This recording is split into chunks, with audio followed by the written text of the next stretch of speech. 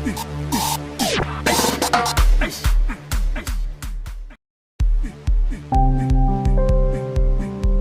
कहानी है एक ऐसे छोटे से लड़के की जिसे अपनी जिंदगी में एक बहुत बड़ा आदमी बनना था। उम्र छोटी थी लेकिन सपने बहुत बड़े बड़े थे। जैसे जैसे इसकी उम्र बढ़ती गई वैसे वैसे इसके सपने और बड़े होते गए। कुछ ही दिनों बाद इसने अपनी एक कंपनी की शुरुआत कर दी। धीरे धीरे वो कंपनी प्रॉफिट कमाने लगी और प्रॉफिट कमाने लगी और प्रॉफिट कमाने लगी और थोड़े ही दिनों के बाद ये उस क्षेत्र का सबसे अमीर आदमी बन गया। सभी लोग इसको जानने लगे। इसने और ज्यादा मेहनत करना शुरू कर दी। लेकिन कहते हैं ना, जहां सफलता है वहीं विफलता है। कुछ ही दिनों बाद इसके उल्टे दिन शुरू हो गए।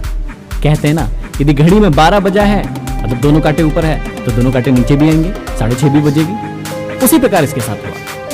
कुछ समय बाद इसकी कंपनी घाटे में जाने लगी। घाटा इतना ज्यादा बढ़ गया कि इसके ऊपर कई लाखों की उधारियां हो गई। अब ये परेशान रहने लगा, बहुत परेशान। ये सोचता अब क्या करूं मैं।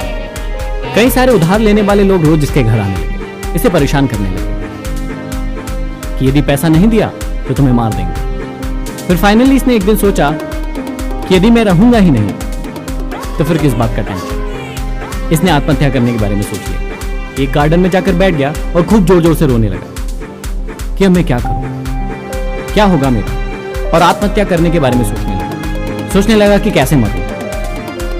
ये रो ही रहा था, इतने में एक बूढ़े व्यक्ति ने इसके कंधों पर हाथ दिया और कहा, बेटा क्या हो गया, मुझे बताओ क्या समस्या है तुम्हारी। इसने कहा, मुझसे दूर हट जाओ, मेरे मामलों में दखल मत दो और अपना काम करो। उस बूढ़े व्यक्ति ने फिर पूछा, अरे बेटा क्या समस्या है मुझे बताओ। इसने फिर झंझोड़ते हुए कह दिया, अरे बोला ना मेरी समस्या है, तुम्हें क्या। उस बूढ़े व्यक्ति ने फिर कहा कि हो सकता है मैं तुम्हारी समस्या का समाधान दे दूं। उस लड़के ने कहा, मेरे ऊपर 10 लाख रुपए की उधारी है, चुकाओगे तुम, दे पाओगे तुम।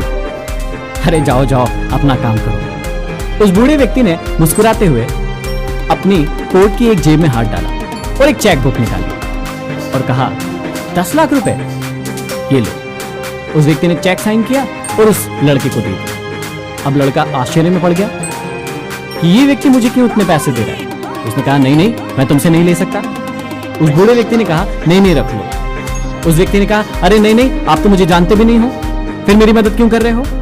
उस बूढ़े व्यक्ति ने अपना नाम बताया। जो नाम उसने बताया वो उस क्षेत्र के सबसे प्रतिष्ठित व्यक्ति का था, सेठ दीनदयाल। जैसे ही उसने उस नाम को सुना उसने कहा, अरे सेठ जी आप मुझे इतना पैसा क्यों दे रहे हैं। उसने कहा, रख लो और अपना बिजनेस फिर से शुरू करो और जब प्रॉफिट होने लगे तो मुझे मेरा पैसा वापस लौटा देना। और वो लड़का बहुत खुश हो गया। उसने कहा कि ठीक है, 1 साल बाद हम यहीं मिलेंगे, मैं आपका पैसा आपको वापस लौटा दूंगा। अब वो लड़का खुशी खुशी घर गया। उसने सोचा कि चलो टेंशन खत्म, अब मैं सारे कर्जदारों का कर्ज वापस लौटा दूंगा। जब वो घर गया उसने चेक की ओर देखा। उसने सोचा कि एक अनजान व्यक्ति जो मुझे जानता तक नहीं मुझ पर विश्वास करके इतनी बड़ी रकम मुझे दे दी। एक अनजान व्यक्ति मुझ पर भरोसा कर रहा है लेकिन मैं अपने आप पर भरोसा नहीं करता।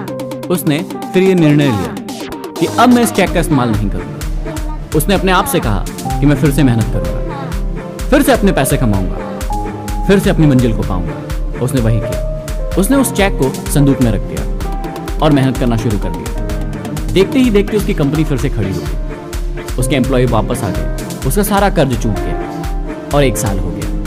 1 साल के बाद वो व्यक्ति बहुत एक्साइटेड था क्योंकि उसे उस व्यक्ति से मिलना था। उसी पार्क में जाके वही चेक लेके बैठ गया और बड़ा ही एक्साइटेड था ये बताने के लिए कि देखिए मैंने आपके चेक का इस्तेमाल नहीं किया और मैंने बहुत मेहनत की, मैंने वापस से अपनी कंपनी खड़ी कर ली। अब उस व्यक्ति का इंतजार करने लगा।